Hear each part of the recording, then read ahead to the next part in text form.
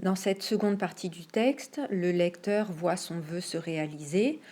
Enfin, Perceval, qui est très sot, a trouvé son instructeur. Ce sera Gornement. Il va servir à faire sa formation. Donc, comme vous l'avez entendu dans l'extrait, Gornement sait manier les armes, sait utiliser son cheval comme un chevalier doit le faire. Il va proposer à Perceval une démonstration. Cette fois-ci, on observe que Perceval n'est pas indifférent, que Perceval est à l'écoute. Il va observer toutes les actions de Gornement et les reproduire comme son maître le lui demande.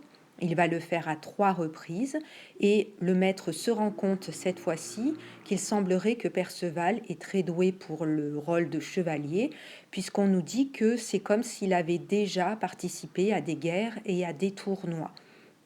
Donc cette démonstration, cet entraînement, cet apprentissage permettent de mettre en évidence les qualités de Perceval, les qualités au niveau de la tenue des armes et de la tenue de son cheval. Je vous lis maintenant le dernier passage. Perceval et Gornement ont dîné le soir dans le château et ils ont discuté ensemble. Donc le Seigneur a offert l'hospitalité au jeune Perceval. C'est ce qui se fait à cette époque-là. Ça fait partie aussi de la formation. Normalement, lorsqu'un écuyer est en formation chez un seigneur, il va séjourner chez lui et celui-ci va le nourrir. Donc c'est ce qui s'est passé durant une nuit. Donc je reprends à partir du milieu de la page 43. Au petit matin, le Seigneur se leva et rejoignit le jeune homme dans sa chambre. Il lui fit apporter une chemise et des braies de fine toile de lin, des chausses teintes en rouge et une cotte de soie violette tissée en Inde. « Ami, si tu veux me croire, voici les vêtements que tu vas porter. »« Seigneur, vous voulez que je mette ces vêtements ? Ceux que ma mère m'a faits ne sont-ils pas bien meilleurs ? » ?»« Non, mon ami, je t'assure qu'ils valent bien moins. Ne m'as-tu pas promis en venant ici que tu ferais tout ce que je te demanderai ? » ?»« Ainsi ferai-je, je ne m'opposerai à vous en rien. » Il ne tarda pas à revêtir les vêtements, abandonnant ceux de sa mère. Le Seigneur se courba pour lui chausser l'éperon droit. C'était alors la coutume lorsqu'on adoubait un chevalier. Chacun voulut lui donner une pièce de son armement. Gornement, enfin, prit l'épée et la lui ceignit en lui donnant l'accolade. « Avec l'épée, je te confère l'ordre de chevalerie, l'ordre le plus élevé que Dieu ait créé, un ordre qui n'admet aucune bassesse. » Puis il ajouta ces paroles pour l'instruire de ses devoirs. « Cher frère, souviens-toi bien de ceci. Si tu as le dessus dans un combat avec un chevalier, et si ton adversaire implore sa grâce, surtout ne le tue pas, épargne-le. Garde-toi aussi d'être trop bavard. Celui qui ne sait pas tenir sa langue finit toujours par dire quelque chose de blâmable. S'il t'arrive en chemin de trouver quelqu'un dans la détresse, homme ou femme, dame ou demoiselle, viens lui en aide, tu feras bien. Une dernière chose enfin, mais très importante. Entre souvent dans les églises pour prier Dieu le Créateur, afin qu'il ait pitié de ton âme et qu'il te protège en ce monde comme son fidèle chrétien. Soyez bénis, Seigneur, car vous m'avez dit exactement les mêmes choses que ma mère. Cher frère, cesse de dire sans arrêt que ta mère t'a appris telle ou telle chose. Je ne te blâme pas de l'avoir fait jusqu'à présent, mais désormais, je t'en prie, il va falloir t'en corriger. Si tu continues, on te prendra pour un fou. Et que dois-je dire alors ? Tu pourras dire que cet enseignement vient du vavasseur qui t'a fait chevalier. Le jeune homme lui promit qu'il ferait ainsi, car ce conseil lui semblait bon. Le Seigneur fit alors sur lui le signe de croix pour le bénir. Que Dieu te protège et te guide sur le chemin que tu prends, car je vois bien que tu es impatient de partir. Donc vous voyez grâce à cet extrait qu'après que Gornement ait fait l'enseignement technique de la chevalerie à Perceval, maintenant, il fait son enseignement moral. Il va lui apprendre quels sont les devoirs du chevalier. Il va lui apprendre qu'il doit laisser la vie à son adversaire s'il lui demande merci, s'il lui demande grâce. Il doit lui apprendre qu'il ne doit pas trop parler, qu'il doit aider les gens qu'il croise sur son chemin et qu'il doit bien sûr être très pieux. Par ailleurs, il lui apprend qu'il ne doit pas parler de sa mère à tout va comme il le fait jusqu'ici. Vous avez dans cette dernière partie un moment très fort. Donc Gornement, finalement, est le parrain de Perceval.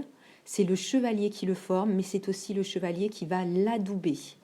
Il fait la cérémonie de l'adoubement auprès de Perceval, une cérémonie que n'a pas faite le roi Arthur, qui lui a juste donné son armement.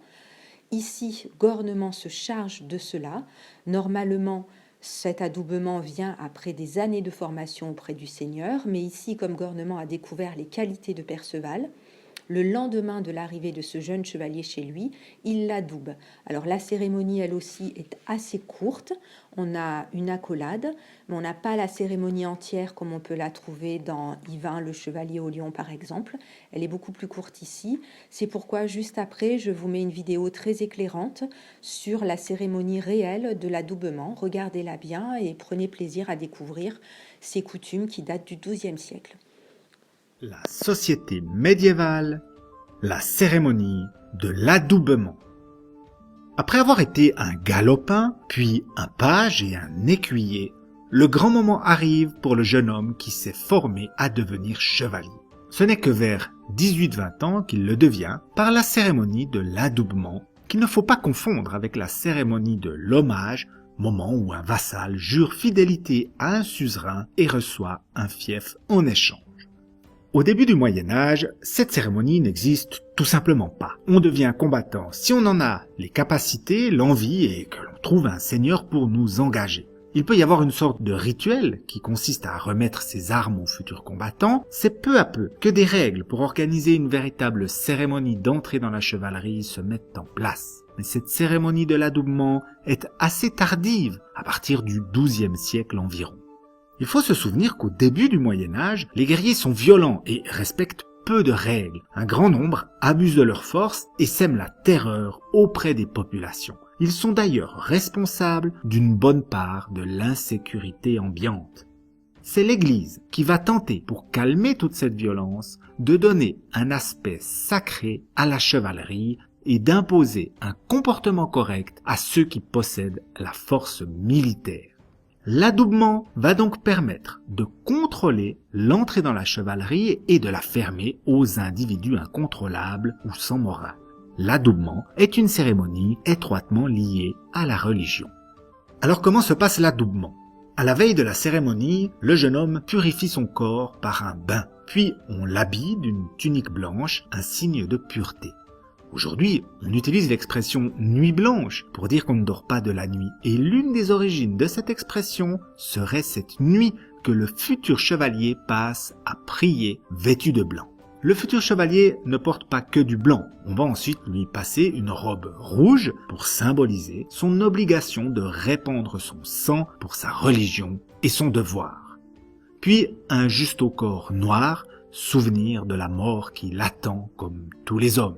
Purifié et vêtu, il doit jeûner, donc ne pas manger pendant un jour complet. Le soir, il rejoint la chapelle ou l'église et passe la nuit à prier. Le lendemain matin, il assiste à la messe, entend un sermon sur les devoirs de la chevalerie, puis il s'avance vers l'autel, l'épée de chevalier suspendue à son cou. Le prêtre la détache et la lui rend après l'avoir bénie. L'épée est très importante au Moyen-Âge. En posséder une, c'est entrer dans le monde adulte. Le chevalier en prend bien soin, il ne l'échange pas et peut même lui donner un nom. On connaît beaucoup d'épées de chevaliers célèbres. La majorité sont des armes légendaires et on ne sait pas si elles ont vraiment existé, mais pour les hommes du Moyen-Âge, aucun doute. Excalibur est l'épée du roi Arthur. Durandal, celle de Roland. Son ami Olivier a appelé la sienne Haute-Claire. Et Charlemagne porte la célèbre épée joyeuse à sa ceinture. On connaît aussi Tizona, l'arme du Cid, un chevalier chrétien qui s'est illustré lors de la Reconquista, la reprise par les chrétiens de l'Espagne qui était alors sous domination musulmane. Revenons à la cérémonie de l'adoubement. Une fois l'épée remise, en présence de nombreuses assistances, le jeune guerrier s'agenouille devant le seigneur qui doit lui conférer son titre de chevalier. Il prononce le serment de rester toujours fidèle à la religion et à l'honneur et de ne servir que des causes justes et nobles. Car être chevalier, c'est s'engager à un certain comportement et à la mise en avant des qualités de la chevalerie. C'est encore l'Église qui définit peu à peu les qualités morales du parfait chevalier, les éléments de l'esprit chevaleresque que l'on retrouve dans les romans courtois du Moyen-Âge ou, aujourd'hui, dans les films ou les récits qui font des chevaliers de nobles héros, toujours prêts à secourir la veuve et l'orphelin, c'est-à-dire les faibles. Alors quelles sont ces qualités? Ce sont la vaillance, la prouesse et la largesse. Être vaillant, c'est être fougueux, courageux. La prouesse, c'est en fait un mélange de vaillance et de loyauté. Vaillance dans le combat, mais aussi dans la vie quotidienne, et loyauté envers son seigneur, son roi, sa dame, son église. La largesse signifie la générosité au niveau financier, mais aussi être généreux envers ses adversaires ou envers les faibles. Bref, suite de l'adoubement. Après avoir prêté serment, le futur chevalier s'agenouille devant son parrain, qui le touche sur chaque épaule du plat de l'épée. C'est la collée, qui consiste aussi à donner un coup du plat de la main sur la nuque du nouveau chevalier. On dit aussi accolade pour ces coups du plat de l'épée sur l'épaule ou sur la nuque.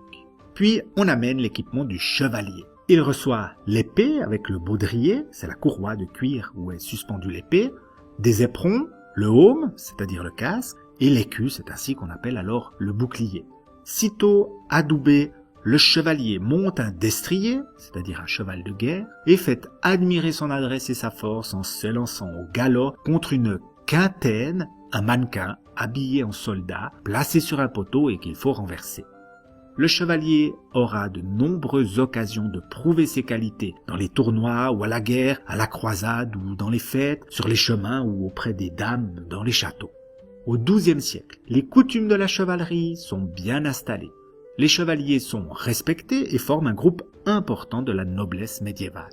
Le chevalier, dont la mission essentielle reste le combat à cheval, se distingue donc par son mode de vie, ses valeurs et par l'équipement particulièrement cher qui marque son statut, c'est-à-dire sa place dans la société. Résumons l'essentiel. Au Moyen-Âge, la chevalerie est réservée aux nobles en raison du coût élevé de l'équipement nécessaire et de l'entretien de chevaux uniquement destinés à la guerre, les destriers. L'entrée dans la chevalerie repose sur la cérémonie de l'adoubement.